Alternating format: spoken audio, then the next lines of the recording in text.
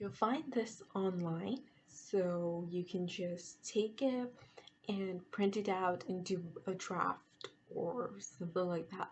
But the best way would be to go to a website that I will link below, and it's called e-consulate, and just fill it in yourself as an electronic copy. Then what you need is two passport size photographs with a white background. Now, here's the catch. It should be 25 millimeters by 35 millimeters, if I'm not wrong. If I am, I'll change it, of course, and I'll write it down below.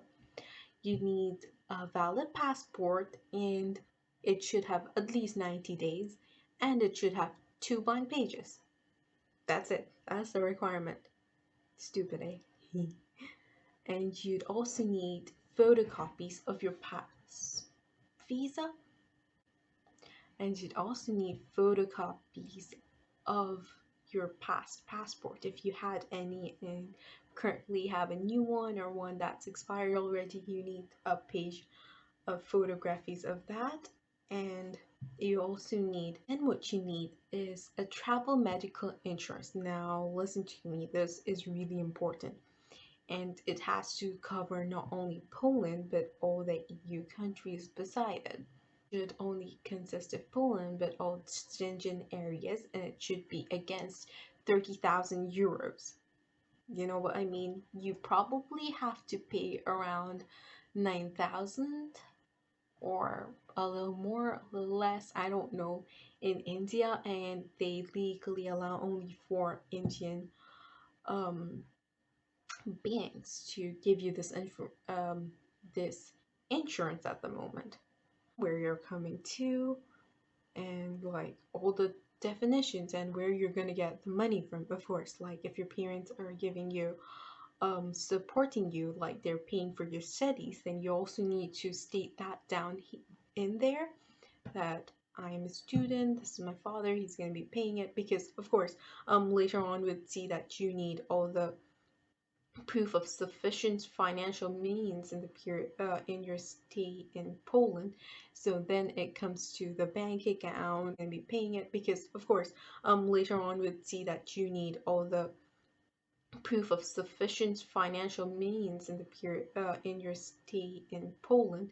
So then it comes to the bank account to write it down on the stamp that why you're coming to Poland, what the reasons are, what you're gonna do here, and basically giving descriptions of where you're gonna stay, what you're gonna do, or where you're coming from, where you're coming to, and like all the definitions and where you're gonna get the money from, of course. Like if your parents are giving you supporting you, like they're paying for your studies, then you also need to state that down in there, that I'm a student, this is my father, he's going to be paying it, because of course later on we'd see that you need all the proof of sufficient financial means in the period in your stay in Poland.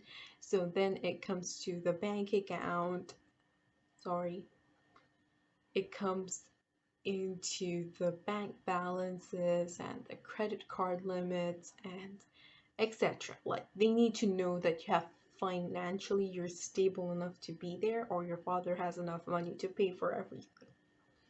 Then what you need is a complimentary initiatory ticket. So they need to know, you need to like reserve flight tickets. You don't need to pay for it and book it, but you need to show them reservations that yes, I've reserved it and it's going to be on, let's say, like I came on my flight began on the 12th of January, so I'd say on the 12th of January, although I'm applying on December, so they'd be like, okay, so if you're gonna give them a yes or no answer, it should be within January 12th and something like that, so they can fly there safely and soundly, and like there is chance that you would get a proper answer from them, that if they're gonna let you or let you not be in Poland or come to Poland within the time, or if they're gonna say no, they would say no before time. So it's like you can show them that I'm fully prepared, give it to me, I'll get going right away. So, yeah, it's kind of beneficial. And then it's beneficial to you because then, like, if you have it reserved and then you get the visa, you can just hop on. You can just book it right away. You like have it reserved already. You just pay. Anyway, what you also need is hotel reservations. Like, if you're gonna come here and then figure things out, then it's better to show them hotel reservations. I'm gonna stay there for this many days. It's also applicable if you want a Schengen visa to come to Poland and stay for just a couple of weeks or only 1 week or even less, then you gotta show them your hotel booking. But in case of you being a student, you need to show them which dormitory you're going to be living in or which household you're going to be living in.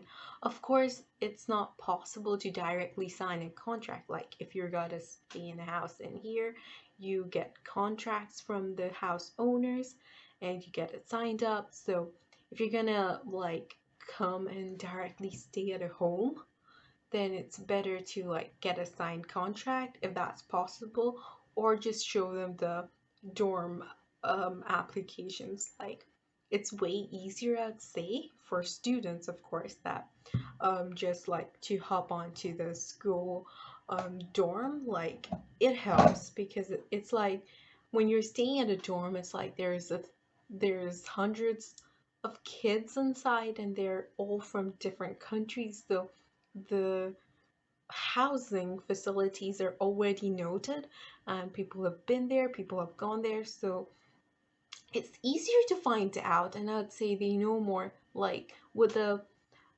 people do at the agency as they look around of what you like your data. They'll go through your bank and check with the bank people in the bank that if you have enough money or you're faking it, if you give them some type, oh, if you're coming to university, they'll check with the universities.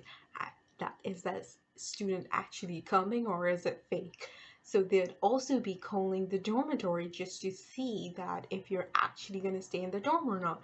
It's going to be the same if you're living in a housing, so it's better to choose a dormitory, I'd say, because they'll be checking, of course. But then again, if you're working and you can't find a dorm or don't have an access to a dorm, then the thing is, yeah, staying alone and like doing these discussions with your house owner is totally accepted, I'd say. But it's like it happens, it's okay, people can do it, they won't say no or reject you, but like go with the flow of something that's more active than that is not.